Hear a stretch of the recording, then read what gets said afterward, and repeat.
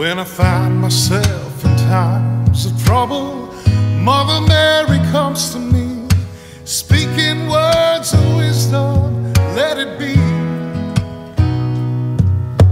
And in my hour of darkness, she is standing right in front of me, speaking words of wisdom, let it be. Let it be.